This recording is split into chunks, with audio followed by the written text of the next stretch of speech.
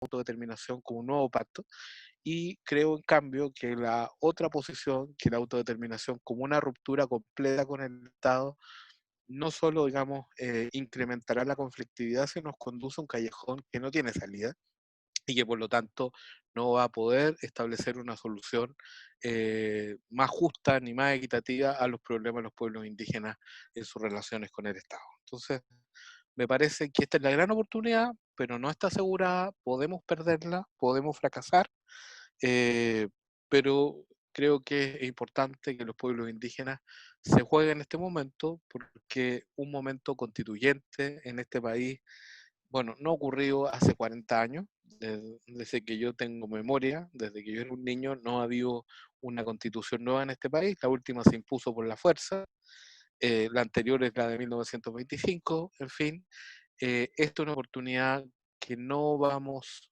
nuestra generación probablemente o muy difícilmente vea una oportunidad así, así que creo que es la oportunidad que los pueblos indígenas tienen que jugarse para construir una vía propia, una vía, digamos, en el contexto de la historia y cultura política de la comunidad, del grupo de naciones que vive en este país que se llama Chile, es la oportunidad para establecer una forma propia de plurinacionalidad en nuestro país. Así que, bueno, lo dejo hasta ahí para plantear o que se plantee el debate. Muchas gracias. Veo que ya. Gracias, Salvador. Ya muy clara tu posición y gracias por relevar la importancia del diálogo en un marco de derechos que brinda este nuevo proceso constituyente. Le voy a pasar la palabra ahora a Maya Alves. Ella es académica y profesora de la Universidad de Concepción, doctora en Derecho también, abogada, especialista en derechos de agua y de pueblos indígenas. Amaya.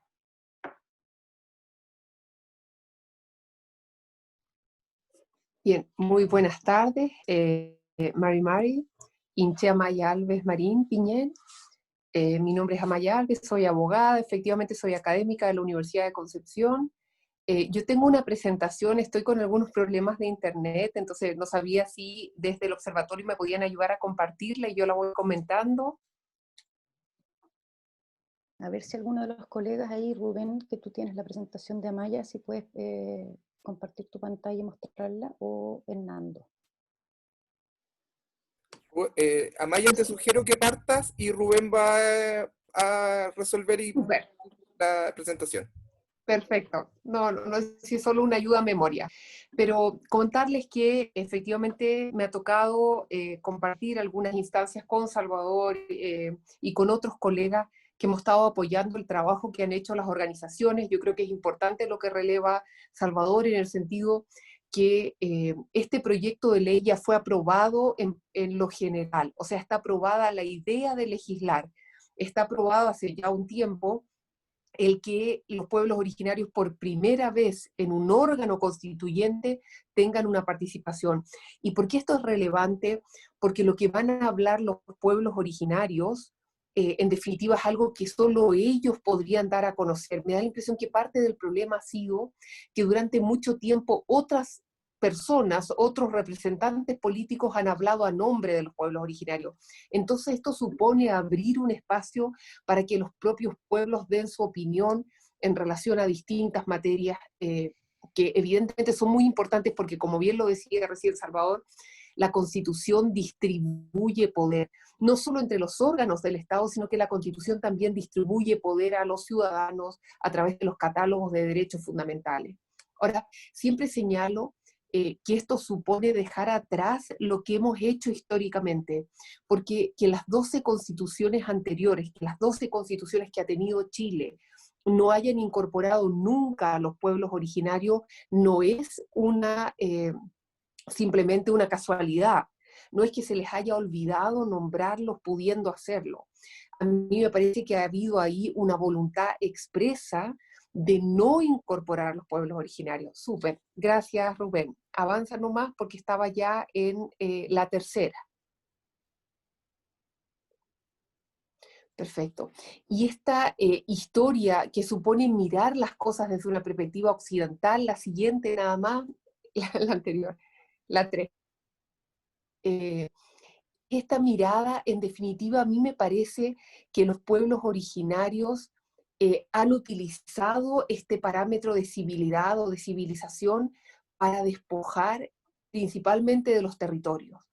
O sea, y ahí pongo una cita que es, fíjense ustedes, de un internacionalista chileno, Alejandro Álvarez, muy famoso, quizás el principal internacionalista del siglo XX chileno, que hablaba, fíjense ustedes, que a estas personas, a estos, digamos, grupos humanos, étnicos, indígenas, dicen, no pueden invocar la soberanía, no se rigen por el derecho internacional, sino que los estados deben asumir la obligación de civilizarlos, de llevarlos hacia el estándar de civilización. Entonces, de alguna manera, lo que está ocurriendo ahora es que se rompe con esa idea. Y ahora, desde el propio derecho internacional, y por eso Salvador hacía alusión al derecho internacional de los derechos humanos, existe la noción de que los pueblos originarios son sociedades permanentes. Y esa idea de que son sociedades permanentes significa que esa diversidad tienen los pueblos originarios en sus organismos, organizaciones políticas, económicas, culturales e incluso religiosas, merecen ser respetadas como parte de una pluralidad. La siguiente. Y entonces ahora tenemos que hacer preguntas más específicas.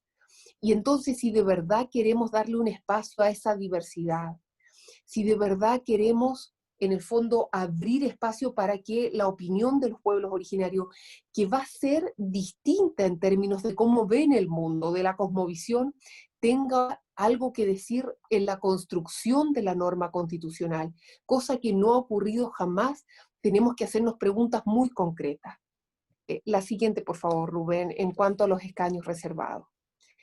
La primera entonces es, o dice relación con cuántas personas en Chile se autoidentifican como miembros de pueblos originarios. Rubén, no sé si es posible avanzar a la siguiente.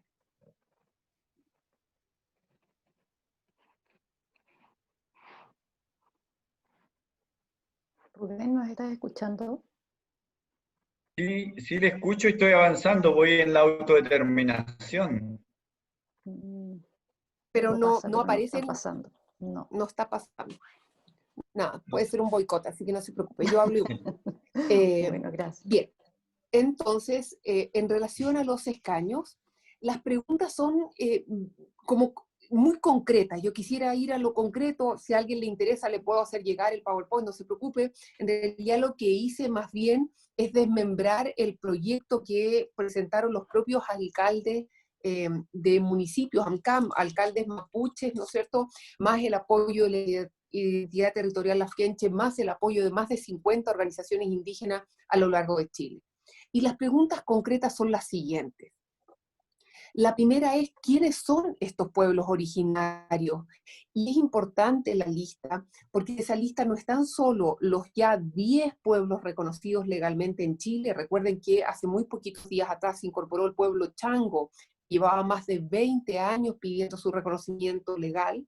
Y entonces están los mapuches, los aymara, los rapanui, las comunidades atacameñas, los quechua, los poya, los diaguita, las comunidades cahué, las comunidades yámana, los tangos. Está todavía pendiente la incorporación legal de los Selknam, y es importante señalar que también está el pueblo tribal afrodescendiente,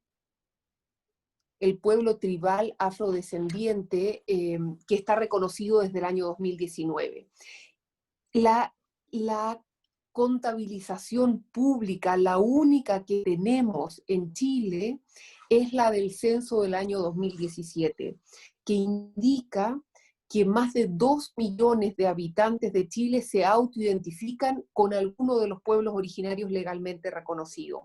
No estaba en esa época todavía el pueblo tribal afrodescendiente, pero sí estaban los otros 9.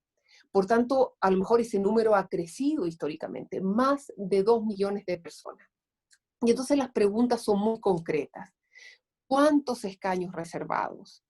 Y la propuesta que hace desde las organizaciones es que estos escaños sean supranumerarios. Esto es, que se sumen a los que ya están establecidos para la Convención Constitucional. Potencialmente esos son 155 porque equivale al número de escaños que existen para los diputados. Y entonces la idea es que los que se definan como número de escaños de pueblos originarios se sumen a los 155 que ya están establecidos por ley. Lo siguiente, y que es importante un poco, es pensar en cómo se va a implementar esto en la práctica. La idea es que se redacten cédulas de escaños indígenas y que las personas puedan ir a el día mismo de la votación y por autoidentificación, simplemente autoidentificarse como miembro de un pueblo originario y pedir que se le entregue la cédula del pueblo al cual se autoidentifique. Y en cada cédula van a estar los candidatos del pueblo originario de esa lista que les acabo de indicar, a la fecha 11, pero que podrían llegar a ser 12, candidatos de esos pueblos. Esto significa que tiene que haber un distrito nacional. Algunas personas han señalado que esto pudiera ser difícil, pero tiene una explicación bastante obvia que se basa en lo que dije inicialmente. Ha habido una diáspora en Chile de la población indígena, diáspora que muchas veces ha sido impulsada, forzada, porque los han despojado de sus territorios o porque por razones económicas han debido trasladarse a otros lugares. Ello significa que entonces debe haber un distrito nacional. Pero la propuesta que han hecho estas organizaciones es que sí exista un vínculo territorial con los candidatos que se presenten a estos escaños reservados. Y sería muy largo establecer pueblo por pueblo, pero cada pueblo tiene unos territorios ancestrales, tiene una ubicación dentro del Estado, dentro de lo que llamamos hoy día Chile. Así, por ejemplo, el pueblo Rapa Nui, ¿no es cierto?, siempre ha ocupado el territorio ancestral de la isla de Rapa Nui. El pueblo Aymara siempre ha estado en lo que podemos denominar la macrozona norte. Ahora, quizás la mayor dificultad se presenta para el pueblo mapuche, justamente porque esta diáspora significa que buena parte de la población mapuche habita hoy en día en Santiago, en la zona urbana de Santiago. Por ello, respecto del pueblo mapuche, se ha señalado que sus candidatos podrían habitar lo que en esta propuesta se denomina la macrozona, centro, centro-sur, sur y austral. O sea, hay un reconocimiento de la diáspora mapuche, ¿sí? Eso es respecto de del domicilio en un vínculo con el territorio ancestral de los candidatos a los escaños reservados. Luego también uno podría preguntarse qué requisitos debieran cumplir quienes sean presentados como candidatos a los escaños reservados. Y claramente deben poder acreditar su condición de miembro de un pueblo originario, y recordemos que esta adscripción a un pueblo originario generalmente, por lo menos en el convenio 169, va asociada a la autoidentificación y al reconocimiento por parte del colectivo. En Chile la ley indígena incorpora, ¿no es cierto?, el certificado de la calidad indígena, pero sabemos que eso no está en la ley, digamos en la norma internacional, en el derecho internacional de los derechos humanos. Eso, por ejemplo, ocurriría en el caso del pueblo chango, que acaba de ser reconocido y evidentemente no está todavía inscrito en ningún registro de CONADI. Cada candidato puede representar al pueblo respecto del cual se autoidentifique, y aquí hay una diferencia importante que seguramente puede ser muy debatible, pero sería importante señalarla. En la propuesta que hicieron con apoyo de los alcaldes mapuche y de las más de 50 organizaciones a nivel nacional, se pidió que los candidatos a la convención constituyente como representantes de pueblos indígenas no fuesen militantes de partidos políticos hasta 2 años antes de cierre de la declaración de las candidaturas. Esto es un elemento que yo asistí a varias de las reuniones, parecía muy relevante para los dirigentes de pueblos originarios, para los dirigentes ancestrales, que existiese esta disociación en la representación entre la representación indígena, que tiene una forma propia, y la representación que proveen los partidos políticos, que por supuesto que son muy importantes y que tienen una legitimidad, pero distinta de la que se requiere para efecto de los escaños reservados. Luego, existe también la necesidad de que estas personas, al presentar sus candidaturas, tengan un apoyo yo diría, potente de organizaciones indígenas. Y en ese sentido se pide que en el caso del pueblo mapuche ese patrocinio sea otorgado a lo menos por 5 comunidades, asociaciones u organizaciones. Y en cada uno de los pueblos se pide que sea, ya sea la que establece la ley indígena, pero también se reconocen organizaciones propias de los pueblos. Será el ONUY, en el caso del pueblo Rapa Nui, y los propios pueblos, esto sí debe ser por autodeterminación, tendrán que definir cuál es esa organización que goza de legitimidad para patrocinar las candidaturas. Este patrocinio se expide simplemente por la mayoría de los miembros de esa organización y debe constar en una acta de una asamblea que se haya llevado a cabo, ¿sí? Ahora quizás la pregunta, y hablábamos ayer con otras dirigentes, quizás la pregunta más debatida y quizás también un poco la piedra de tope, porque a mí, mi impresión es que los escaños reservados cuentan con un apoyo transversal de las fuerzas políticas. Prueba de ello es que la inmensa mayoría de las coaliciones políticas presentaron indicaciones a los escaños reservados. Por tanto, todas manifestaron su voluntad de seguir conversando este tema y de concretarlo como norma, ¿no es cierto?, como reforma constitucional para, en el fondo, nutrir el proceso constituyente. Pero me parece que quizás el debate más fino y más difícil es el número de escaños reservados. Y aquí la propuesta es que el número de escaños reservados diga relación con la autoidentificación mediante el censo 2017 del total de población existente. ¿Qué significa ello? Que si el 12,8% de todos los chilenos se autoidentifica como miembro de un pueblo originario, ello si el total de la Asamblea Constituyente 155, significa que los escaños supranumerarios deben ser entre 23 y 25. Entre 23 y 25. Y porque 12,8 no es un número exacto, entre 23 y 25, de los cuales, en términos de poblacionales, el 80% es mapuche. Por eso, en esta propuesta se propone que entre 14 y 16 de los convencionales constituyentes sean miembros del pueblo originario mapuche, 2 sean miembros del pueblo originario aymara, y el resto 1 por cada uno de los pueblos. Sí se demanda que en el total de miembros de escaños, digamos, convencionales constituyentes que sean parte de los escaños reservados de pueblos originarios, se produzca una representación paritaria. Eso fue muy expreso, que se señaló que se deseaba que fuese paritaria. Y con esto termino, solo 2 normas más que parecen importantes, que están presentadas como indicaciones separadas, pero que forman parte de lo que se debatió como un conjunto.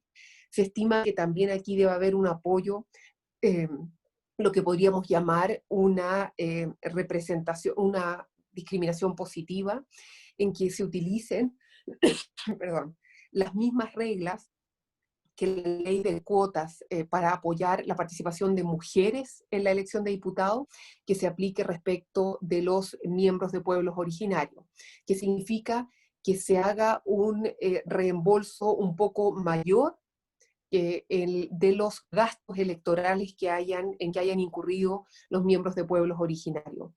Y también para ayudar a terminar con la invisibilidad de los pueblos originarios, nos parece que debe existir una franja electoral indígena que asegure la votación informada de los pueblos originarios, pero que también termine con la invisibilidad y un poco el electorado en general, la población en general, sepa de la existencia de 10, en el fondo hasta ahora legalmente reconocidos pueblos originarios, 1 pendiente que es el Selknam, la existencia del pueblo tribal afrodescendiente, y un poco rompamos con este estándar de civilización, y un poco también de cara a la nueva constitución abramos un periodo en que la pluralidad del pueblo originario, la existencia del pueblo tribal afrodescendiente, en el fondo enriquezca el debate constituyente, enriquezca las miradas sobre el territorio, abre espacio para el pluralismo jurídico y nos obligue a mirar el derecho con un rostro más amable para todos y todas quienes habitamos en Chile.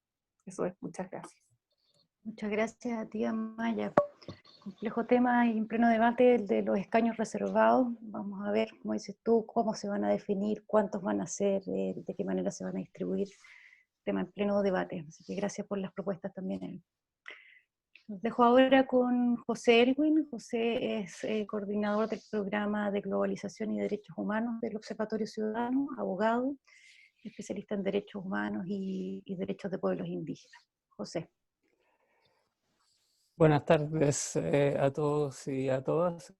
Mari, gracias a todos por estar presentes hoy, en particular a los panelistas, los y las panelistas, y muy especialmente a don Lorenzo Moelas, que nos acompaña desde Colombia y cuyo aporte resulta fundamental con su experiencia en el proceso colombiano.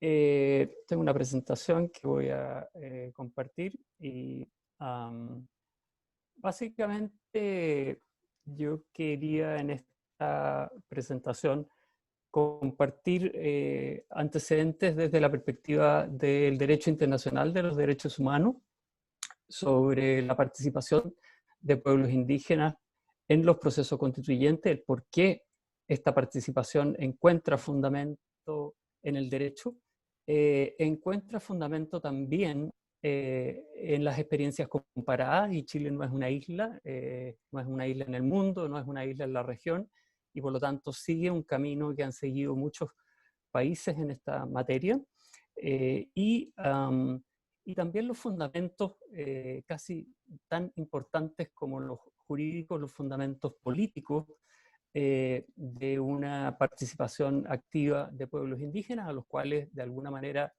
se referían las dos presentaciones anteriores. Y finalmente quisiera también concluir con algunos desafíos que siento que se plantean tanto para el Estado chileno, el mundo político, la clase política en este contexto, como para los propios pueblos indígenas que están involucrados en este proceso.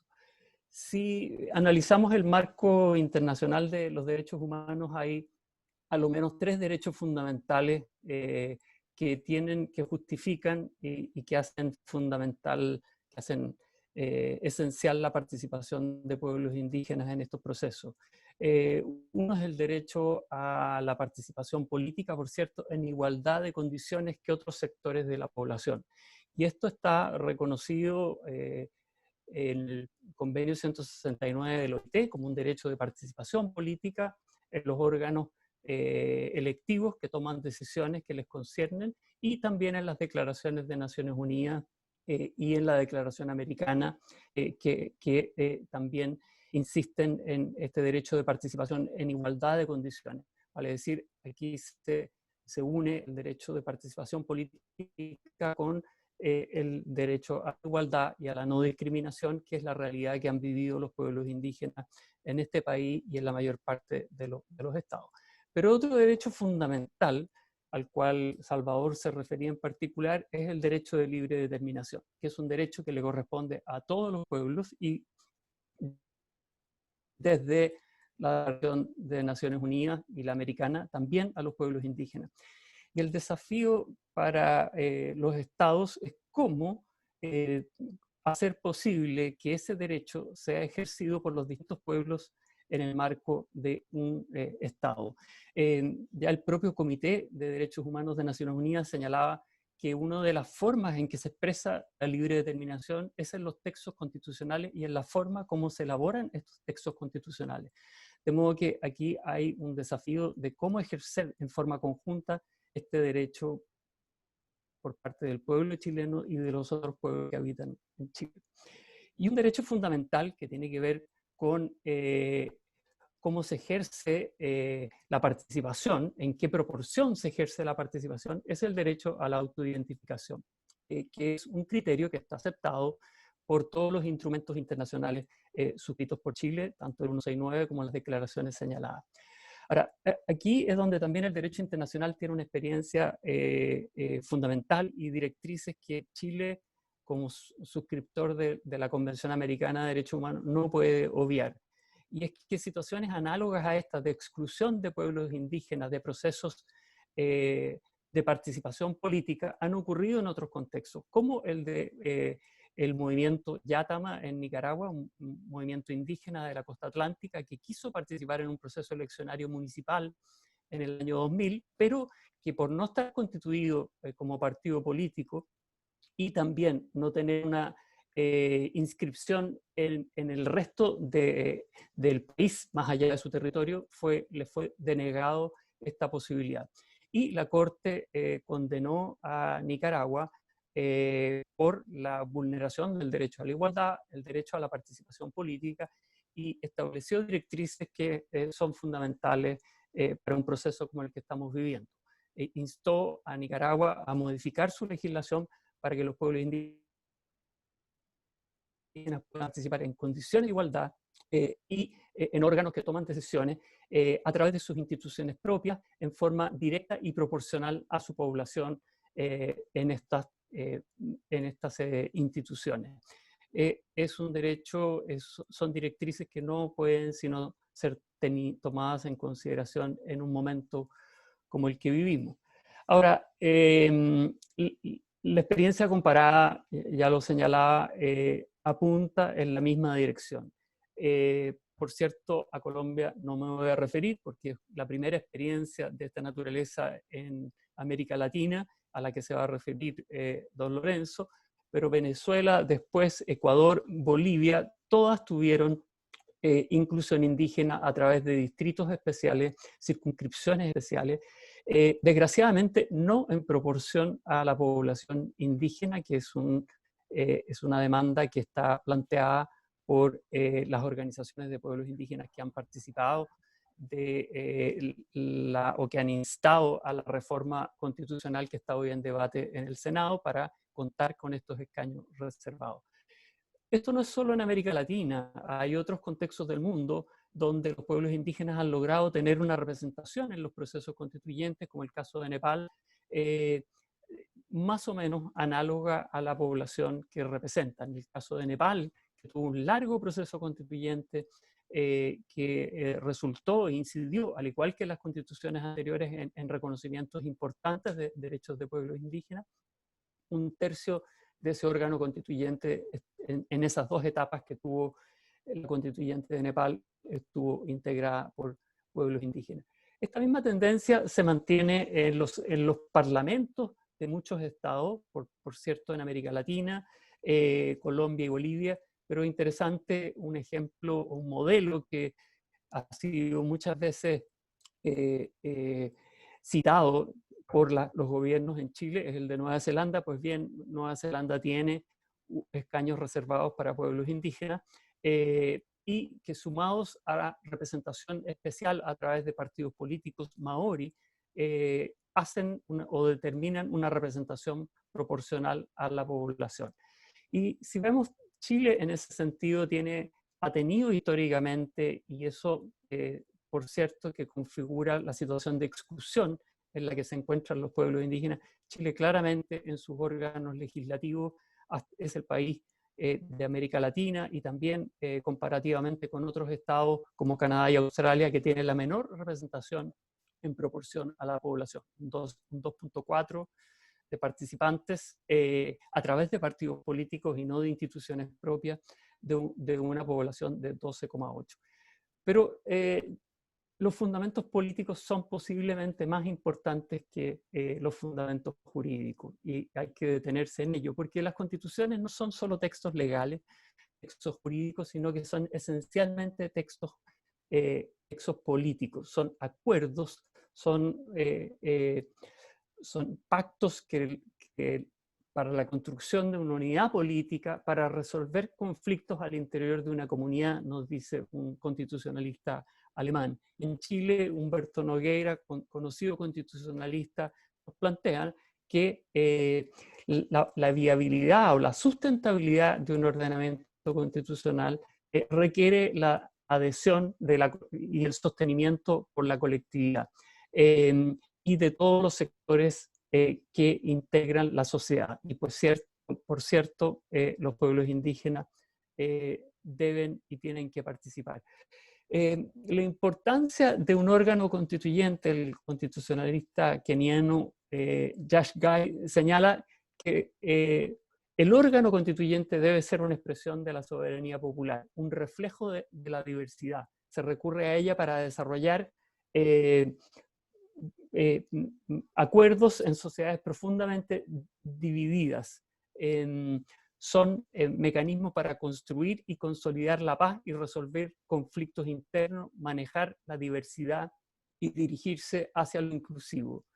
Pues bien, si vemos la realidad que muchos, que la mayoría de los que estamos acá y la ciudadanía conoce, el conflicto entre el Estado chileno y los pueblos indígenas se prolonga, no solo se prolonga, sino que se acrecenta marcadamente y tiene causas profundas, la negación en la Carta Fundamental, la subrepresentación en instancias de toma de decisión, además de los procesos históricos de desposeimiento, imposición de modelos de desarrollo, empobrecimiento.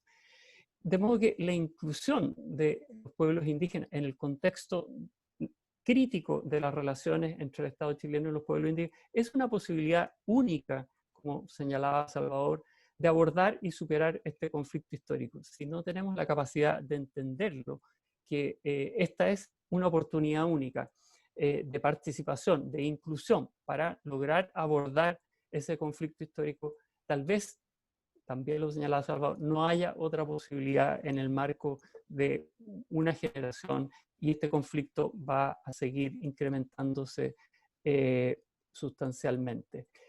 Pues bien, finalmente, como sabemos, hay un proyecto, y como nos señalaba Amaya, hay un proyecto de reforma de la Constitución que está a estas alturas en el Senado y hay indicaciones de todos los sectores políticos, como también señalaba Amaya, que sustentan esta reforma constitucional para que haya una participación, pero hay criterios distintos. Y desde la perspectiva tanto jurídica como política, a mí me parece importante subrayar, destacar algunos de los criterios que ya han sido señalados por las indicaciones que han sido sustentadas por las organizaciones de pueblos indígenas. Representación proporcional a la población en base al censo del 2017, derecho a la autoidentificación ejercido, digamos, no por un órgano, la identificación no por el órgano estatal, sino que por las personas que se autoidentifican como indígenas, distrito especial con espacios para una base geográfica, inclusión de todos los pueblos, de al menos todos los pueblos con reconocimiento legal y de una realidad nueva, reconocida por el derecho, que es el pueblo tribal afrodescendiente. Paridad de género, que ha sido una propuesta que surge de los mismos pueblos indígenas, candidatos con respaldo de organizaciones de pueblos indígenas, no solo las legales, como sostienen algunas de las indicaciones, sino que también las tradicionales, que tienen fundamento en el convenio 169. Representación propia independiente de partidos políticos. Ahí hay un punto de inflexión y de debate, porque algunas de las indicaciones posibilitan que los candidatos indígenas tengan además afiliación política. Si uno, por un lado, toma en consideración las directrices de la Corte Interamericana, claramente los pueblos indígenas tienen derecho a tener una representación propia, independiente de la de los partidos. Y por otro lado, los partidos políticos tienen niveles de confianza ciudadana tan precarios que querer además monopolizar esa representación no parece adecuado. Finalmente, la consulta a pueblos indígenas. Aquí hay un debate particularmente con esta reforma y yo, la reforma de los escaños reservados, yo sostengo que en el contexto de la pandemia, en que se debe aprobar esa reforma para que esté vigente al momento de la elección del órgano constituyente, no es posible el desarrollo de una consulta como debiera poder desarrollarse. Sin embargo, sí debiera desarrollarse un proceso de consulta y participación por el órgano legislativo, desde donde surge esta iniciativa de escaño. Por último, una reflexión sobre los desafíos que significa para el Estado, para los partidos políticos y para los representantes en el Congreso que están debatiendo esta reforma, para acoger esos criterios que surgen desde los propios pueblos indígenas y desde el derecho internacional. Pero también hay desafíos para los pueblos indígenas, y a eso se refería Salvador, en el sentido de que hay una tensión, yo diría en particular al interior del pueblo mapuche, también del pueblo Rapa Nui, entre tendencias, ¿no es cierto?, que afirman que la autodeterminación se ejerce autónomamente del Estado, y aquellos que piensan que hay que ejercerla a través del Estado. Y también el desafío de concurrir a votar en una proporción cercana a la del censo del 2017. Y quedo hasta aquí para no ocupar más tiempo. Gracias. Gracias a ti, José, también por recordarnos los fundamentos de la participación indígena, tanto fundamentos jurídicos como políticos, y los desafíos que representa esta nueva constitución, este proceso constituyente para todos, pero especialmente también para los pueblos indígenas. También gracias por recordarnos la experiencia comparada, y con eso pasamos a don Lorenzo Muelas. Quiero presentarlo. Don Lorenzo es líder guambiano, que tuvo un rol muy importante, un rol muy importante en el proceso constituyente, fue parte de la Asamblea Constituyente en Colombia en 1991, y tiene bastante experiencia que compartir con nosotros. Así que adelante, don Lorenzo. Muchas gracias. Buenas tardes para todos, especialmente a Salvador, a Maya, José. Escuché atentamente todas sus exposiciones, y para eso estoy, a seguir uno aprendiendo, que todo lo que tenemos es por aprender. Bueno, yo quiero referir, como tal me ha invitado, de contar la historia, cómo llegamos a la Asamblea Constituyente. Entonces nosotros empezamos diciendo, los pueblos indígenas, conscientes o inconscientes, siempre hacemos memoria. La memoria, uno para mirar el pasado, lo otro, mirar el futuro. Pero hay un pasado que se quiere olvidar, y ese no se debe olvidar, se debe respetar. Es como nuestra consigna que hemos tenido. De ahí que, para llegar a la constituyente, nosotros heredamos de nuestros abuelos desde hace mucho tiempo. Es difícil enumerar todas, pero heredamos de nuestros abuelos, y ellos nos dejó encargados para que demandáramos al Estado colombiano los derechos de los pueblos indígenas. Siempre nos dijeron que a nosotros en estos 500 años, hasta 1991, estaba próximo el 5º centenario. Hasta entonces, nosotros no porque hemos sido pobres, sino porque nos empobrecieron. Nosotros y muchas comunidades y pueblos indígenas a la periferia del país estábamos a punto de morirnos de hambre, de desnutrición y abandono del Estado, y además nos calificaban de guerrilleros, de comunistas, para no reconocer el derecho. Pero nosotros siempre hemos sido electoreros, como bien decía Salvador, José y la abogada, decía que los partidos tradicionales siempre a los indígenas nos han usado. A nosotros también nos usaron todo el tiempo. Nosotros confiamos de que algún día estos elegidos en el Parlamento, ya sea en la Cámara Baja o en la Cámara Alta, hiciera algún intento, al menos un intento de poner un proyecto para que saliera alguna norma al derecho indígena. Y nunca, pero nunca, ni siquiera una letra, un artículo, un párrafo, nunca hicieron nada los partidos tradicionales por nosotros. Cada vez que necesitaban ellos de nosotros por los votos, entonces sí acercaban. Por eso nosotros hemos tenido total desconfianza a los partidos tradicionales, cualquiera que sea. Aquí existe el trapo azul y el trapo rojo. A esos desechamos totalmente. Nos llegó, pero la recomienda que hicieron nuestros abuelos es, primero, querer la tierra, amar la tierra, y siempre fue calificado como la madre tierra, y que a la madre no se debe desnudar, a la madre se debe querer, a la madre se debe respetar. Esa era como la consigna. Pero a nosotros nos habían despojado todas las tierras, hayan sido legales o no legales, pero nos despojaron. Por eso a nosotros nos tocó recuperar la tierra, que era la consigna, porque nosotros estábamos, no era que nosotros no podíamos trabajar, sino queríamos trabajar, pero había mucha limitación, el Estado nunca nos defendió a nosotros, por eso sufrimos mucho en esas consecuencias del despojo de las tierras. Entonces nuestros abuelos nos enseñaron que había un derecho que llamamos el derecho mayor, o nos lo llaman la ley de origen, como los arhuacos de la Sierra Nevada de Santa Marta. Los uvas de Arauca la llaman la ley natural, pero nosotros los guambianos nos hemos identificado con el derecho mayor. ¿Qué es el derecho mayor?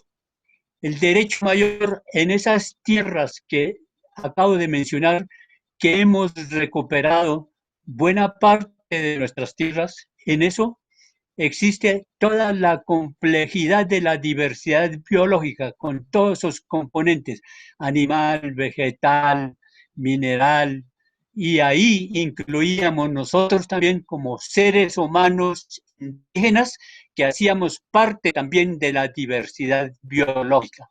Por eso, para esos componentes, ese derecho es la que, donde nace el derecho mayor.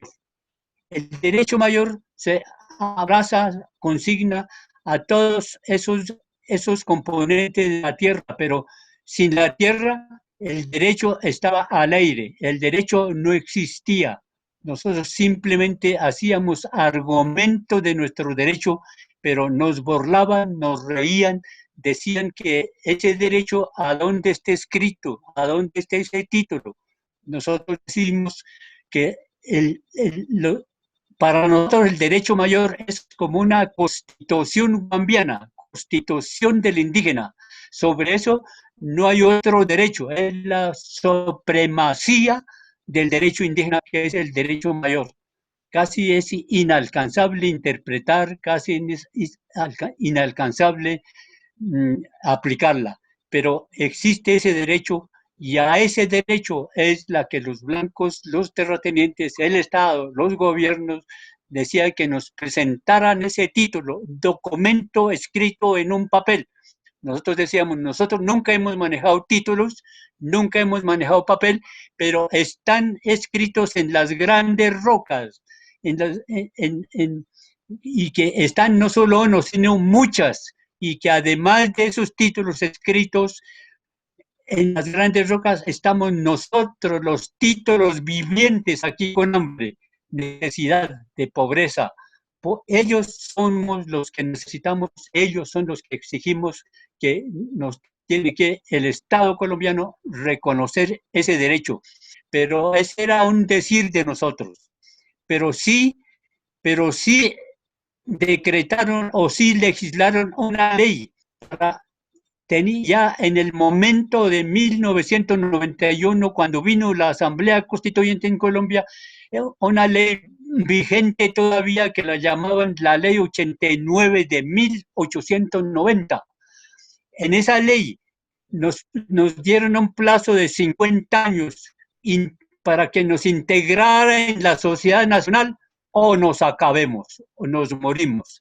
Resulta que cumplieron no solo 50 años, pasaron 100 años y aunque muy precaria situación, pero hemos existido, hemos vivido y en esa ley no solamente quería acabarnos, sino que nos calificaban de salvajes, semisalvajes, dementes, como incapaces de conducir nuestro destino. Y además, solamente para no reconocer el derecho, nos calificaron de menores de edad. Yo siendo mayor de 55 años, cuando llegué a ser delegatario a la Asamblea Constituyente, allá en el escenario, yo, según la norma, yo todavía era un bebecito, era un menor de edad. Entonces, ¿hasta dónde ustedes pueden imaginar los legisladores con qué intención podían hacer? No tenían ninguna intención de mejorar nuestra calidad de vida, sino para acabarnos, para someternos, humillarnos, dominarnos por toda nuestra existencia de la vida. Pero vino algunos cambios inmediatamente. Entonces, en esos cambios, en 1988, 89, 90, hubo una gran movilización de los grupos armados de izquierda que peleaban contra el sistema de este país y en eso, cuando unos grupos conciliaron con el gobierno, negociaron con el gobierno, entre ellos el M-19, que era el más fuerte, y vino otros grupos armados más pequeños, pero ellos todos inclinaron a que había que cambiar las normas en este país y que entre ellos no era una ley, sino la Constitución, porque tenían entendido que era el régimen que era existente, un régimen explotador, tirano, un régimen capitalista que nos tenía sometidos a todos los pobres. Entonces ahí se vino ese principio de cambio.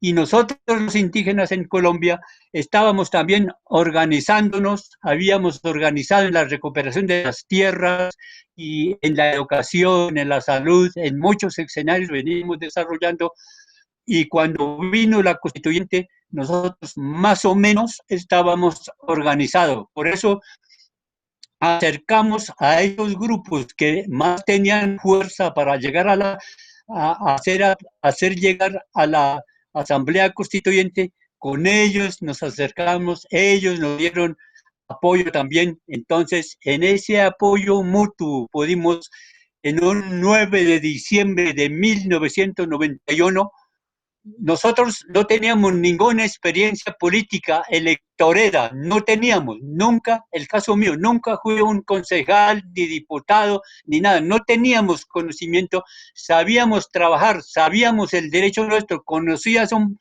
poco los medios de comunicación y todo, pero no teníamos una experiencia de debate a alto nivel como era que se venía en la Asamblea Nacional Constituyente.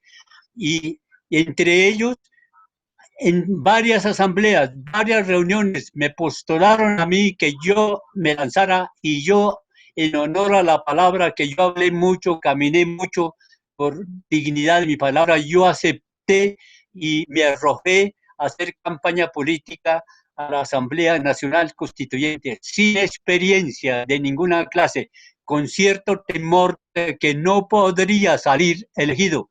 Y afortunadamente hubo gentes no indígenas, que entre ellos, como ustedes que me tienen al frente, no son indígenas, pero piensan en la vida de los indígenas, el malestar de la situación de los indígenas. Uno de ellos, muchos de ellos nos apoyaron salir a hacer campaña política, porque nosotros, yo no sé la de ustedes en Chile cómo ir a hacer, pero nosotros fuimos a una elección que el mismo gobierno convocó a ese 9 de diciembre, y en ese 9 de diciembre yo tenía temor de que de pronto no alcanzaría los votos para yo ser elegido. Y afortunadamente en las grandes ciudades los no indígenas nos escucharon, nos apoyaron y depositaron ese voto de confianza. Por eso salí elegido en ese 9 de diciembre de 1991, y de allí empezó todo el debate internamente en la Asamblea Constituyente.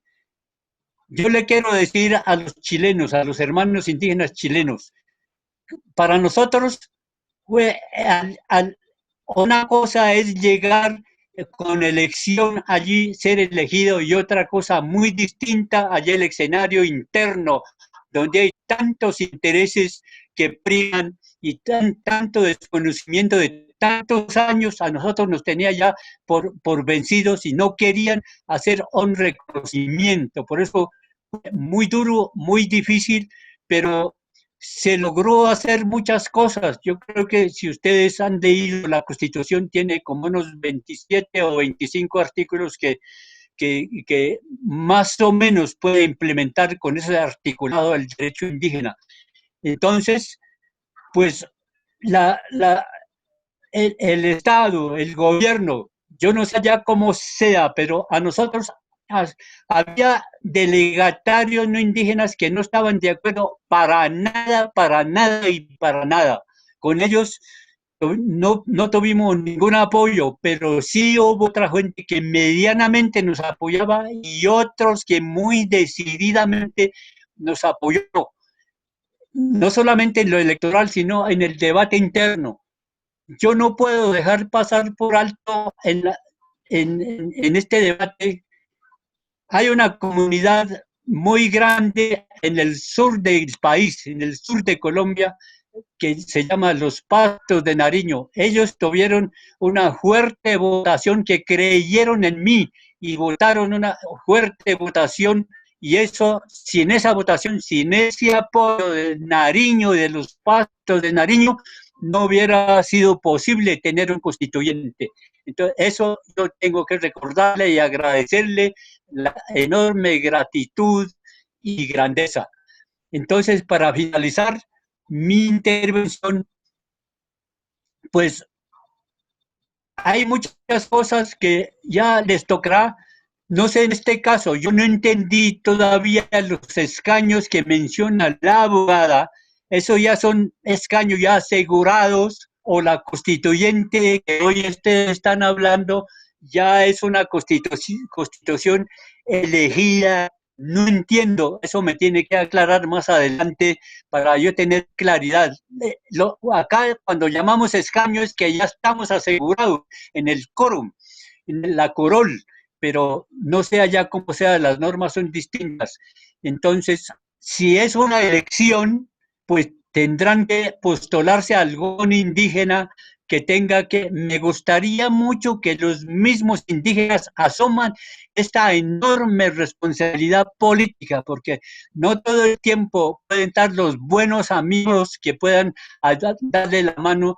Yo creo que es necesario en estos 500 años de sometimiento y abandono que hemos vivido, es necesario que los mismos interesados, como lo hemos hecho aquí, que ellos asuman a dar esos debates para que vayamos emprendiendo ese camino, ese largo tropiezo, ese camino tan tortuoso que ha sido, no solamente tortuoso el despojo de las tierras, sino de no reconocer.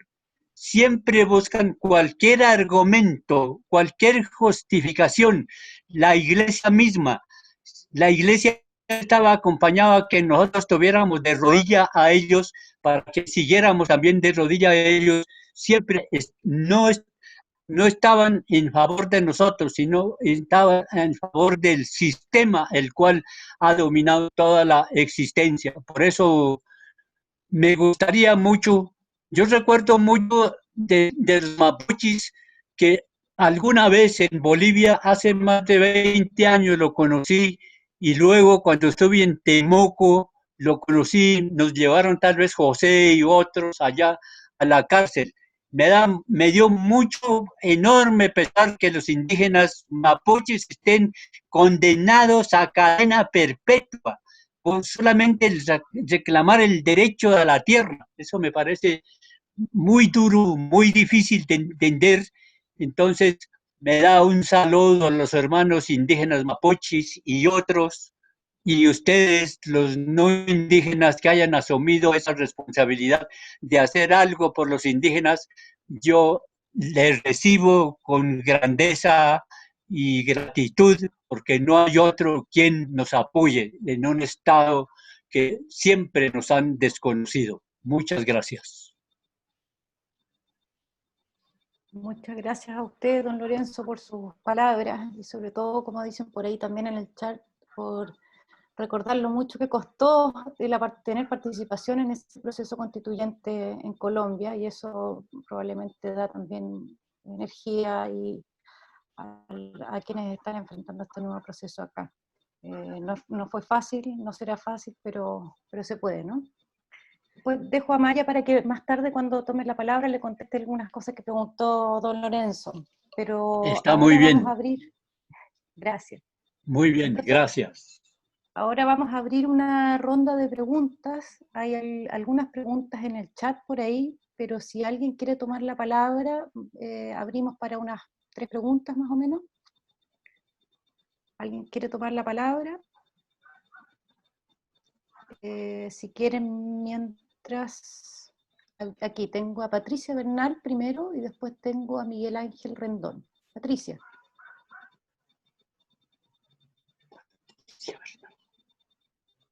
Patricia, ¿la escuchamos? ¿Aló?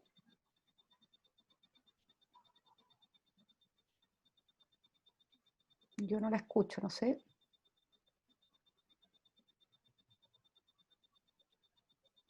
Parece que no la podemos escuchar.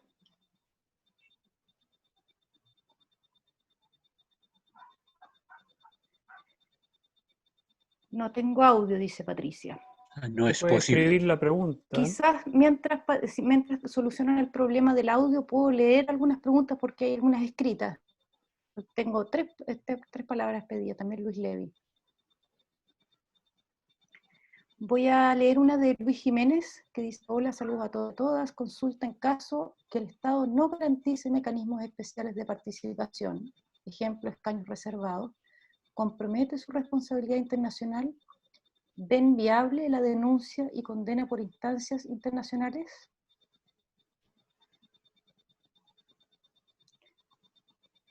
A ver si se soluciona el problema del audio. También Pedro Marimán pide la palabra, que también había escrito varios comentarios antes en el chat. A ver ahí a mi apoyo técnico, Rubén, Hernando, si podemos abrir la palabra a quienes la están pidiendo.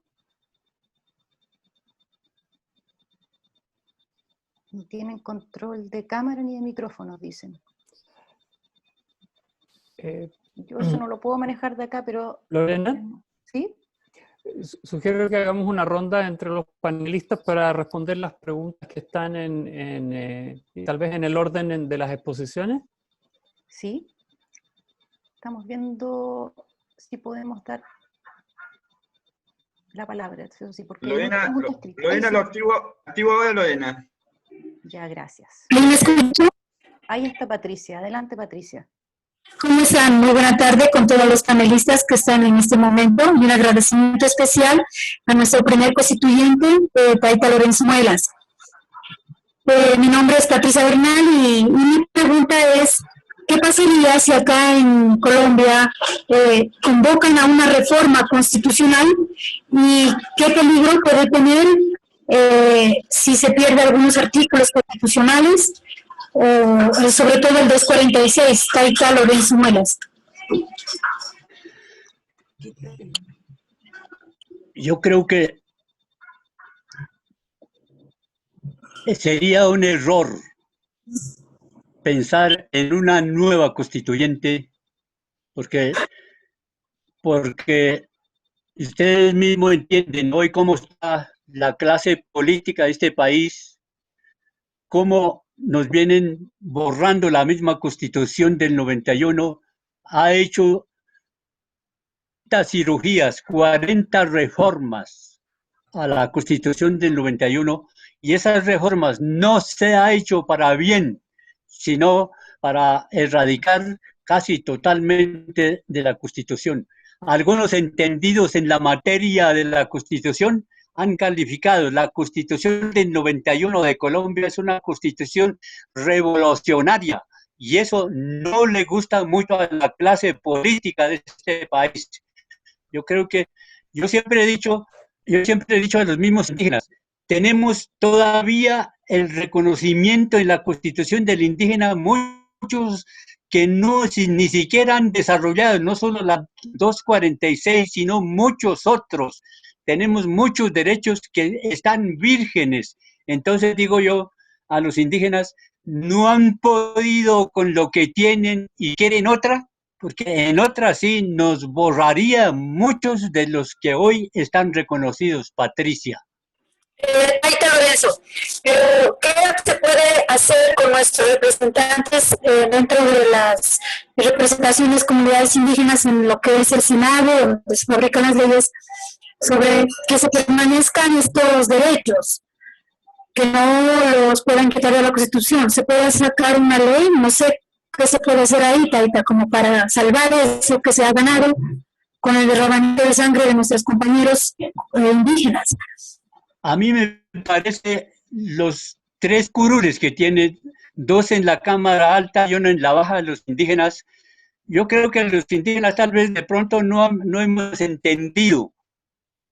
Hicimos una elección nacional que hasta entonces no existió, para que los indígenas de grano en grano pudiéramos ser elegidos en toda la República de Colombia.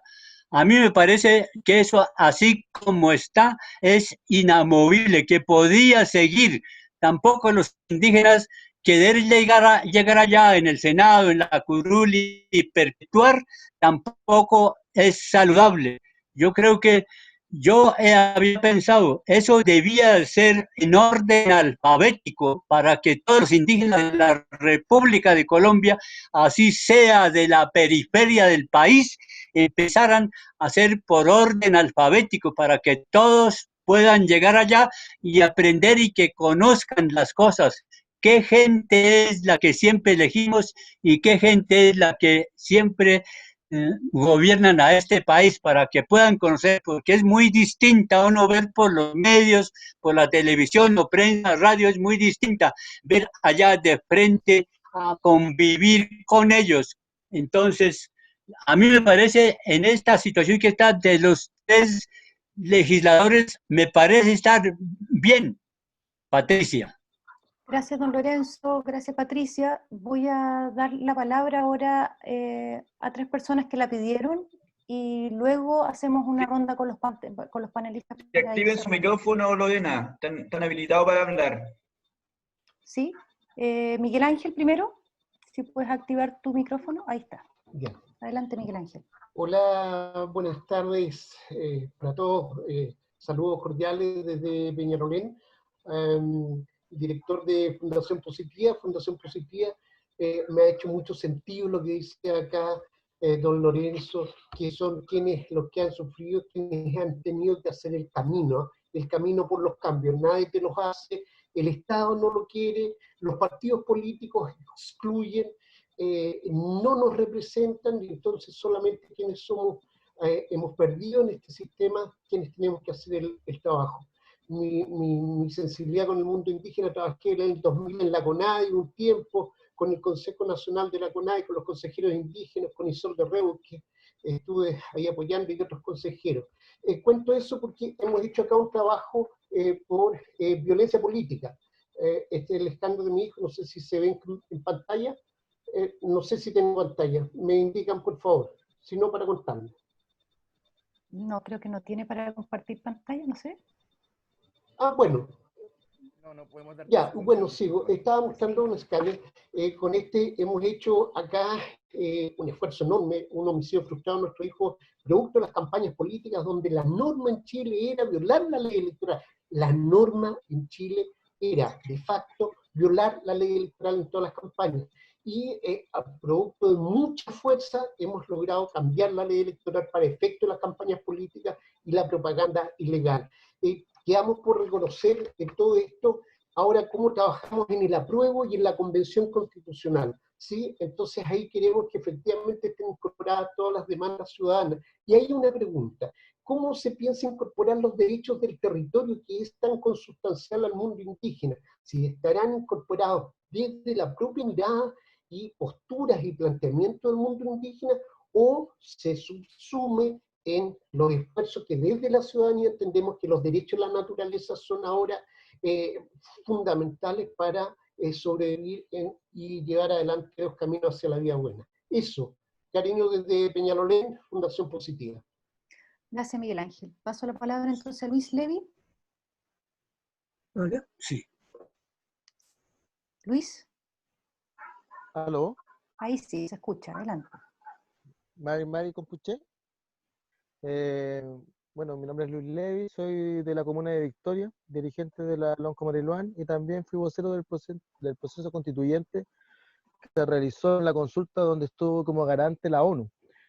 De hecho, conocimos también a la abogada, trabajamos con la Miana Maya Alves, que también trabajó en ese proceso en contra del plan Impulso que se realizó.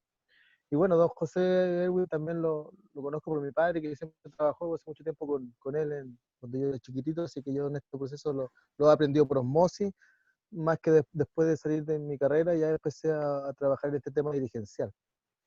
Ya, entendiendo que las posturas, el tema de escaños reservados, el tema de la libre determinación, que ya antiguamente no era muy nombrado, tenemos los escaños reservados como una bandera de lucha ahora. El tema va, mi complicación está, ¿cómo lo percibe tal vez el mundo no mapuche respecto a las reales aspiraciones que tiene el pueblo mapuche? De alguna manera, porque nosotros podemos hablar de escaños reservados, pero lo que a nosotros nos interesa más es el tema territorial, ancestral y un reconocimiento de los pueblos originarios preexistentes al actual Estado chileno. Entonces, mi pregunta va a lo siguiente, su percepción como independiente del trabajo que ustedes ya han realizado históricamente con las organizaciones mapuche, ¿cuál es su percepción respecto a los reales intereses de la población mapuche? Y lo otro también consultarle a don Lorenzo Muela respecto al proceso que vivieron ellos donde estuvieron, ¿cuáles fueron las grandes dificultades en ese proceso constituyente que se conllevó en su país? Como, ¿en qué nosotros tenemos que poner atención? Porque probablemente nosotros a nivel tanto de la Araucanía como a nivel de la diáspora de Santiago, podríamos decirlo, van a haber representantes. ¿Cuáles son las cosas donde nosotros tenemos que poner atención para poder estar, las personas que nos representen, estar al lado, estar también como apretando un poco para que no se desvíe de los reales intereses de nuestra población, de nuestra nación mapuche? Eso más que nada, esas dos preguntas las dejo ahí. Gracias, Luis.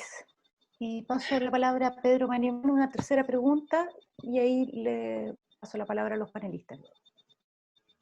A ver, un segundo. ¿Aló? Se escucha. Marimari Compuche. Pedro Marimán Piña. Pedro Marimán, bueno, he trabajado en varias partes, algunos quizás me conocerán. También estuve un par de años en el observatorio donde eran precisamente los temas de derechos económicos, sociales y culturales expresados a través de políticas públicas y los derechos políticos, los que especialmente me interesaba ver, digamos, y creo que promovimos también en aquellos años en el observatorio, hablo del 2011, 2012, que eran a su vez los años en que se desarrollaba una experiencia política en la que también me tocó participar, que era la formación de un partido político mapuche, igual Mapúen. En ese partido hay se discutieron algunas fórmulas de representación que tenían que ver con, incluyendo la de escaño reservado. Yo en esta intervención solo quería referirme a los dos comentarios que hice para que se entienda un poco. Primero, respecto de lo que planteaba el Peña y Salvador Millaleo sobre la diferencia de las posturas autodeterminacionistas que atribuye a Fernando Pairercan, en el sentido de que algunas estarían en una postura de negociar con el Estado fórmulas políticas que afiancen esa participación de los pueblos indígenas en el sistema político, y otros que en cambio estarían más en la posición de ruptura con el Estado, una posición autodeterminacionista por una vía propia, digamos. Yo creo que no es necesariamente tan correcta esa apreciación. Yo creo que lo que hay de diferencia, que por lo menos una apreciación personal que noto, pero que también he visto más o menos consistentemente, que hay una porción de la diáspora mapuche santiaguina en cuanto a promover, digamos, una forma de participación que podríamos denominar en órganos políticos comunes, una fórmula comunitarista, o como señalaba el PNUD años atrás, en el 2004, un informe sobre democracia multicultural, es decir, mapuches y chilenos conviviendo a futuro en una forma de organización del Estado en que los órganos políticos de resolución, de toma de acuerdos, estén conformados por todas las comunidades existentes en el país, todos los pueblos, digamos. Es una fórmula mancomunitarista, le decía precisamente el PNUD, que me parece a mí es la que se defiende desde Santiago, versus otra que es territorialista, que tiene que ver con la distribución del poder a nivel territorial, que son las fórmulas autonomistas que se han defendido, por lo menos acá en Wallmapu, desde principios de los años 90. Entonces, ambas posiciones pueden convivir, creo yo, pero no es una ruptura con un proceso de negociación. También los autonomistas que se basan en el principio de la autodeterminación sienten la necesidad de dialogar con el Estado. Pero el punto de partida es igual, digamos, de dialogar, pero el de llegar es distinto, digamos. Lo que los nacionalistas mapuche esperan es poder constituir un poder territorial acá, que la autonomía se exprese en Wallmapu. El segundo punto tiene que ver con los escaños reservados como tales y las fórmulas para escoger a quienes serán los representantes de los pueblos indígenas. Hasta el momento yo he escuchado solo fórmulas que tienen que ver con circunscripciones nacionales, diríamos débilmente territoriales, aunque se incluye esto lo de las macro zonas, digamos. Yo creo que desde un punto de vista del nacionalismo mapuche, una fórmula así no cuaja, digamos. El interés de, por lo menos quienes constituimos en su momento el partido Gualmapúen, era tener una fórmula partiendo de la base que sí, hay una etapa seguramente de transición en el devenir político en el cual los escaños reservados sean necesarios, pero ¿cómo se llama? En intertanto se requiere, tanto sea para llenar esos cupos, que sean los políticos de ambos pueblos, en el caso de Wallmapu, mapuche chileno, que compitan en las circunscripciones que son para toda la población. Hay una fórmula que nosotros le llamamos la minoría electoral relevante, y que las islas de Mauricio se conocía como la fórmula del mejor perdedor, en la cual, si bien todos competían, pongámosle mapuche chileno, por los escaños para la constituyente, en listas, en partidos políticos, como sea, y ganasen esos escaños los chilenos y los mapuches, los escaños reservados como tales serían reservados a la minoría nacional, en este caso los mapuches, que no hayan alcanzado a ganar, pero que hayan obtenido los mejores votos dentro de los perdedores. Es una fórmula que se aplica en Mauricio y que tiene por finalidad no eliminar el interés común que tiene que haber por la población del territorio y crear comunidades aparte, digamos. La fórmula hasta el momento, sobre todo si se crea un padrón electoral indígena, significaría crear comunidades políticas aparte que no tendrían ni siquiera la posibilidad de colaborar, ni menos representar territorio, digamos, sino que una comunidad. No sé si se entiende, pero existen fórmulas alternativas que yo creo que todavía hay que darle la vuelta, sobre todo si el sistema de escaños reservados no se va a aplicar exclusivamente ahora para la constituyente, sino que además pueda tener una proyección en el sistema político chileno, a lo menos en una etapa de transición, no sé, pongámosle 20 años, mientras se equilibran ¿cómo se llama? Las participaciones electorales. Eso quería agregar. Gracias, Pedro. Bueno, son varias preguntas, además hay varias por escrito. Yo no sé si ustedes quieren que yo se las lea, son como 3 preguntas y se refieren a todas en conjunto, a los panelistas, o ustedes las tienen a la vista, no sé si la alcanza a leer Amaya, José. Sí, las leemos, yo creo que está ya bien. Entonces, que las tengan a la vista y en el chat, son como 3 preguntas más. Tú no sé, Amaya, si las ves. No, yo estoy por el teléfono porque estoy con problemas de internet, yo no tengo el chat a la vista, pero si es algo muy distinto a lo que han dicho, te agradezco que me la leas. Ok, entonces leo un poquito las preguntas que hay de Luis Jiménez. En caso de que el Estado no garantice mecanismos especiales de participación, ejemplo, escaños reservados, compromete su responsabilidad internacional, ve enviarle la denuncia y condena por instancias internacionales, ya lo había leído. Después hay otra, dice, en opinión de los panelistas, la participación e inclusión del pueblo Rapa Nui en el proceso constituyente debe efectuarse desde la perspectiva del derecho indígena o bien desde el estándar relativo a los territorios no autónomos. ¿Es posible un reconocimiento expreso al tratado acuerdo de voluntades? De Roberta Rice dice, existe la posibilidad de que la nueva constitución chilena reconozca el estatus plurinacional del país, similar a Bolivia y Ecuador. Y también dice a los abogados, ¿qué opinión les merece sobre la letra chica y o amar del acuerdo por la paz? ¿Se puede destrabar el proceso constituyente mismo? ¿Qué opinan de la tercera papeleta que proponen ciertas corrientes? ¿Qué opinión les merece la posición del señor Aucamán? Bien, entonces vamos a hacer una ronda de unos 5 minutos por cada uno. Primero Amaya, seguimos luego con José y terminamos con Don Lorenzo. Sí. Adelante Amaya, gracias. Bueno, muchas gracias por las preguntas. Claramente hay muchos temas, es diverso y profundo. Voy a intentar abordarlas. La primera, digamos en el orden que las anoté, respecto a la responsabilidad internacional, bueno, había referencia a este caso del sistema interamericano en torno a las deficiencias de representación, ¿no es cierto?, en Yamana. Por tanto, es difícil, en el fondo, decir algo con seguridad absoluta. Los procesos constituyentes también son procesos de creación de normas fundamentales, por tanto no obedecen a unas reglas preestablecidas. Es, en el fondo, abrir el espacio para que el poder constituyente cree la nueva norma. Por tanto, no habría necesariamente incumplimiento de una norma preestablecida, pero sí podría ocurrir que, por ejemplo, no se cumpliera con las normas en materia de participación de derechos políticos de los pueblos originarios. En ese sentido habría a lo mejor un camino, pero como ustedes bien saben, el sistema interamericano es un camino a largo plazo, un camino en promedio 9 a 12 años, evidentemente es algo que no es inmediato.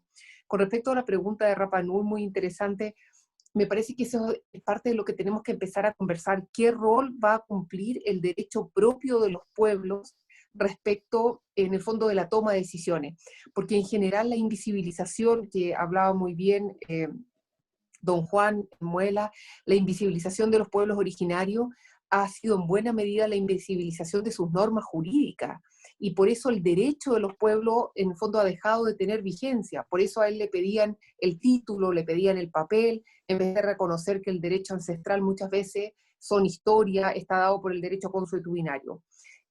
Uno de los debates también que se ha dado es si tenemos que dar vigencia a los tratados, a los acuerdos políticos celebrados con antelación entre el Estado de Chile y los pueblos originarios, y en ese sentido el Estado tendría un deber fiduciario, un deber de honrar sus compromisos. No sé, por ejemplo, Clavero, que es un autor muy, muy interesante español, señala que esa sería una manera de buscar este nuevo pacto del que hablaba Salvador. El nuevo trato podría estar establecido, las reglas del juego podrían en parte estar establecidas por los acuerdos ya previamente firmados, de los cuales el acuerdo de voluntad es relevante en el caso de Rapa Nui. Con respecto al tema del contenido, que hablaba Miguel Ángel, del contenido de la Constitución, yo quiero pensar que la Constitución en esta oportunidad no va a ser redactada por expertos, no es una Constitución que tenga simplemente unos contenidos correctos. A mí me parece que aquí el trabajo de los constituyentes para representar los consensos sociales, los consensos constitucionales es muy importante. Y lo único que sí voy a decir es que hay que poner ojo en dos ámbitos. Uno es el catálogo de derechos fundamentales, donde por supuesto que van a haber seguramente muchos debates muy interesantes de derechos territoriales y culturales, digamos, desde una mirada muy distinta a lo que tenemos hoy en día. Pero no hay que olvidar la parte orgánica de la Constitución. A mí me parece que también hay que hacer un trabajo en examinar las normas de la estructura del poder estatal que han permitido esta centralización excesiva, en el fondo despojar de facultades, de medios económicos a las autoridades locales. Y a lo mejor sí es posible hablar de plurinacionalidad, eso está en las bases de la institucionalidad, y una vez que hablemos de plurinacionalidad, a lo mejor vamos a tener que entrar a hablar de la forma jurídica del Estado en Chile, hablar a lo mejor de autonomías territoriales, etc. Entonces yo creo que hay que hacer ese trabajo en dos ámbitos, la estructura del poder, de la parte orgánica, y el catálogo de derechos fundamentales, y será justamente los pueblos originarios que tendrán digamos, quienes representen legítimamente a los pueblos originarios que tendrán que dar la voz de estos pueblos en ese debate constituyente.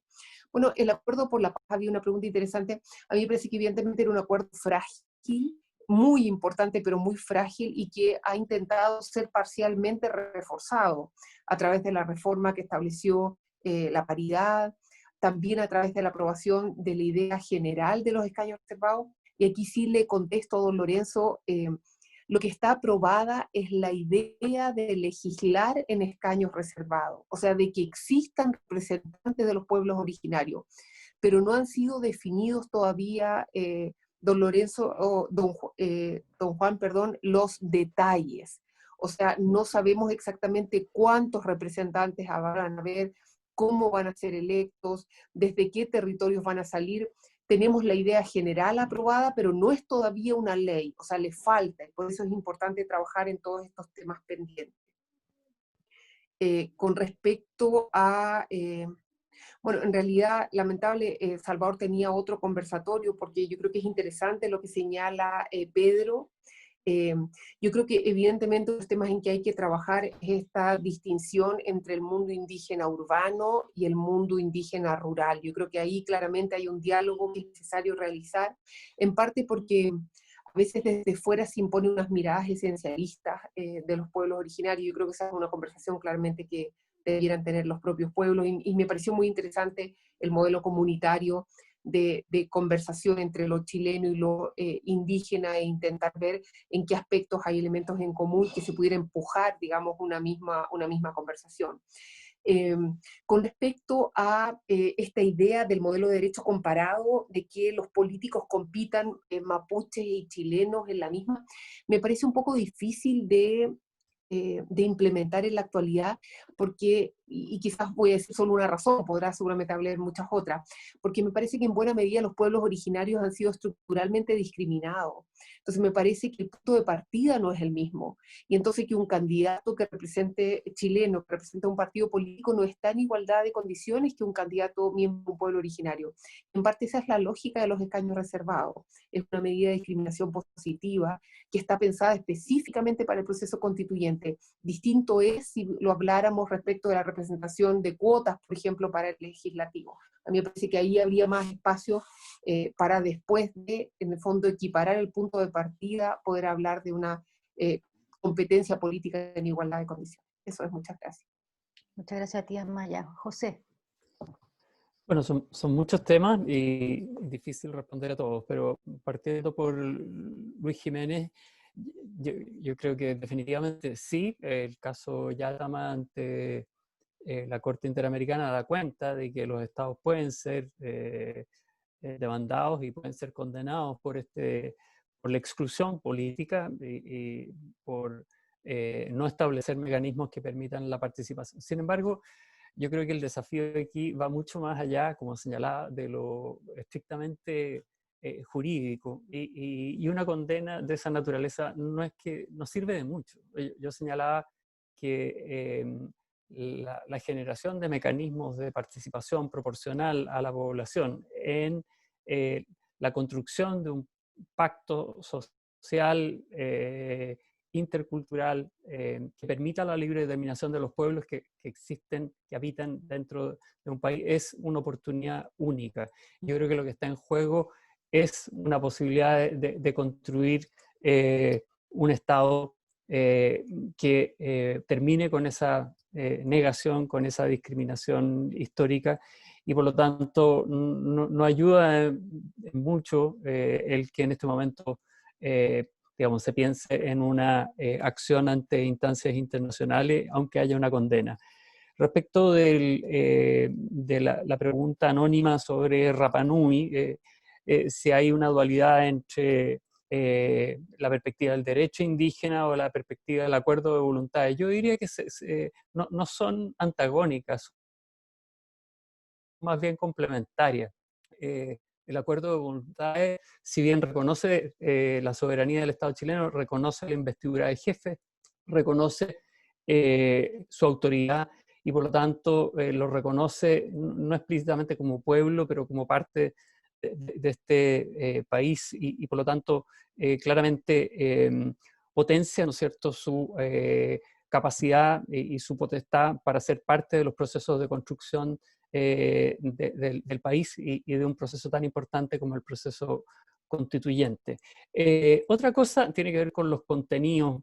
En parte, hay 3 preguntas que refieren a los contenidos de la nueva Constitución. La pregunta de Roberta, a quien saludo. No sé desde dónde nos está escuchando, porque no está en Chile. La plurinacionalidad, después Miguel Ángel Rendón, el reconocimiento de territorio, y Luis Levi, el reconocimiento de derechos. Y al que se suma, ¿no es cierto?, el potencial reconocimiento de tratados y del derecho propio, como señalaba Amaya. Son todos temas fundamentales. En particular, en este panel, nosotros queríamos poner el acento en la posibilidad de la participación proporcional de los pueblos indígenas para construir un espacio a partir del cual, tal como señala Amaya y han señalado también Salvador, los propios actores puedan estar presentes en la construcción de ese acuerdo de país, que evidentemente debería apuntar en la perspectiva de deconstruir la noción del Estado-Nación, reconocer espacios de libre determinación, autonomía, territorialidad, que han sido las demandas históricas que han crecido con fuerza a la par del derecho internacional y que siguen, ¿no es cierto?, sin ser reconocidas y generando los conflictos que conocemos. Pero entonces, el acento de la discusión en este momento está en la posibilidad de la participación de los pueblos indígenas en forma proporcional a la población. Lo que ahí ocurra, en gran medida va a depender de esa participación.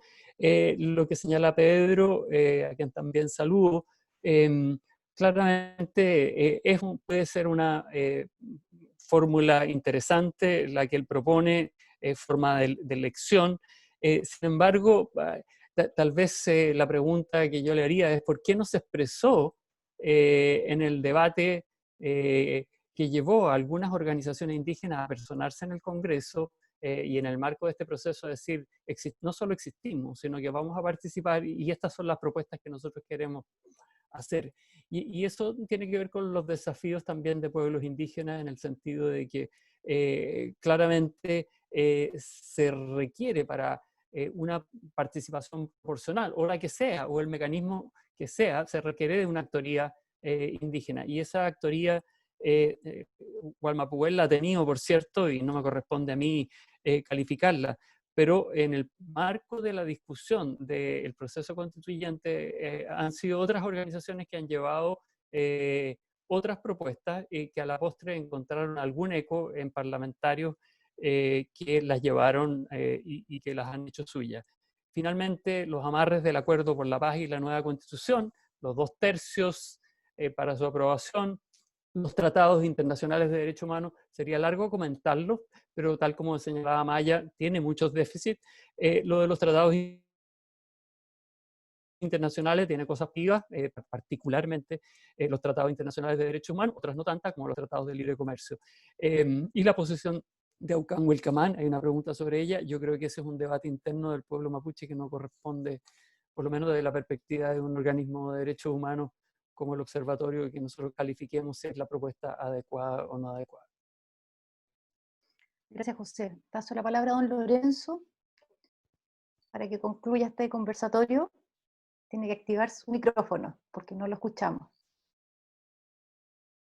Don Lorenzo, no lo escuchamos todavía. O si alguien le activa el micrófono a don Lorenzo, a ver. Tiene que activarlo él. Tiene que activar su micrófono abajo, a la izquierda, el símbolo micrófono. José, mientras hay algunos comentarios ahí también en los panelistas en el chat que se pueden responder por escrito. Ahí, gracias que nos vengan a ayudar. Ahí está. Ahí sí, don Lorenzo. Sí, gracias. Sí, gracias.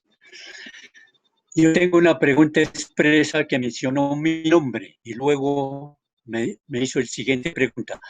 ¿Cuál era lo más difícil en la constituyente o en el parlamento?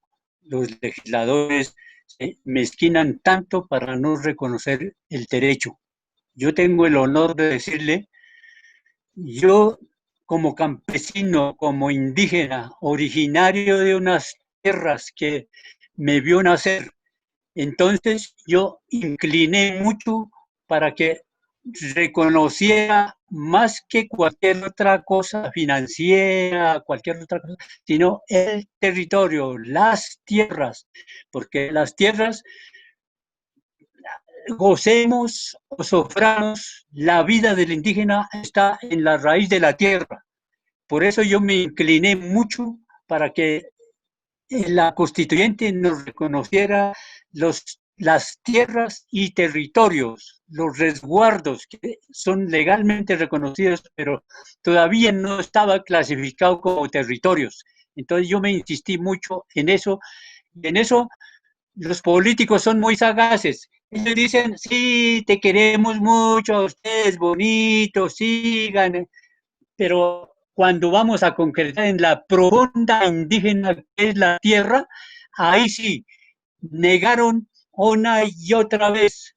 Claro, ha habido gente buena, como mencioné anteriormente, me reconoció, me ayudaron con los votos, hicimos un máximo esfuerzo, pero yo me incliné mucho por la tierra, porque como mencioné inicialmente, la tierra, allí donde está la biodiversidad, con todos los componentes que toda la vida los indígenas hemos vivido de eso, allí están nuestros dioses, nuestros espíritus, en las grandes montañas, en las grandes rocas, que los dioses no han muerto, ahí están. Nosotros yo quería mucho que los territorios indígenas, a los indígenas que todavía viven allá en la periferia del país, fuéramos reconocidos para que los indígenas, así sea pobres económicamente, financieramente, pero que no sintamos pobres para poder tener comida, para poder tener techo, para poder tener que nadie mezquine el vital líquido que llama el agua.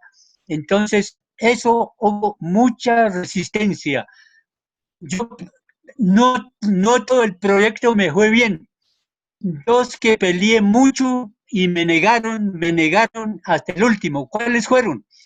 Yo peleé el suelo y el subsuelo, y eso sí era imposible que los delegatarios me reconocieran el mismo sistema, el Estado, el gobierno apoyara para que reconociera el subsuelo, que eso era del Estado y punto. Pero también perdí otro artículo que nosotros llamamos la objeción cultural. Nosotros decimos, son los lugares sagrados nuestros.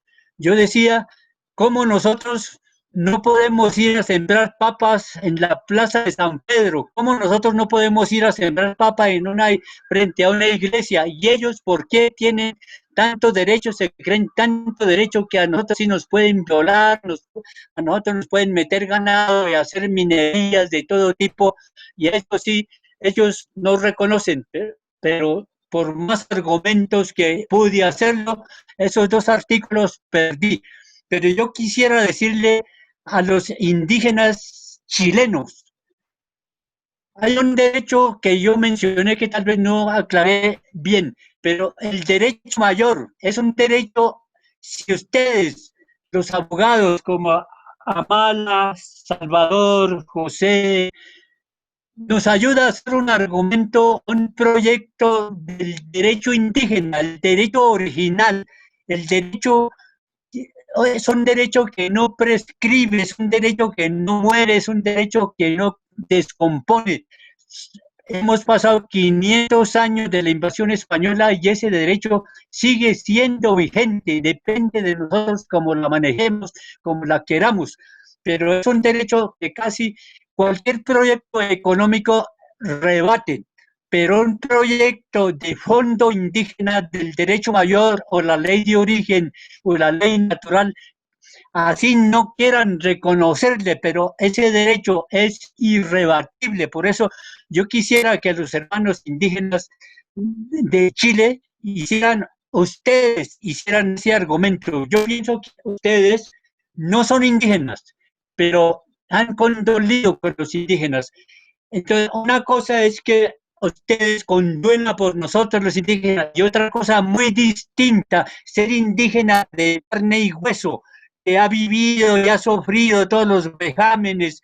Entonces es muy distinto y me gustaría mucho que en algún escenario político, en los debates del intereses de los indígenas, que ellos mismos llegaran allá con claro, con el apoyo de ustedes, con el apoyo chileno, de la población chilena.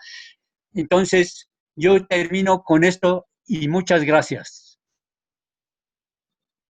Muchas gracias a usted, don Lorenzo. Muy intensas sus palabras, como siempre. Digamos, muy atentos siempre. Gracias. Bueno, con esto vamos cerrando. Yo creo que ya han sido casi 2 horas de conversatorio. Quiero darle las gracias a todos los panelistas, José, Amaya, a don Lorenzo otra vez, Salvador, que ya no está. Muchas gracias por todos sus aportes. Las preguntas siguen apareciendo, los comentarios siguen apareciendo, lo que quiere decir que esto todavía es un tema en debate, en diálogo. Así es que, bueno, los dejamos invitados a los siguientes ciclos de este conversatorio. A todos, gracias a los participantes también por acompañarnos todo este rato. Y también aprovecho de agradecer a la Unión Europea y a la Fundación, a Friedrich Ebert, no, perdón, es la Fundación Heinrich Böll. Gracias, muy amable. Hasta luego. Muchas También a la gracias. Fundación Heinrich Böll por permitirnos hacer este encuentro. Hasta la próxima. Gracias a todos. Nos despedimos. Adiós, don Lorenzo. Muchas Estoy gracias. bien. Muchas gracias. Que descanse. Hasta otra Gracias por su oportunidad. paciencia. José, hasta otra oportunidad. Un gusto, Lorenzo, siempre estar con usted. Saludos a Buena todos salud. los indígenas Saludos. chilenos. Chao, Saludos, chao. saludos a Maya, Gracias. a todos. Muchas gracias, muchas gracias.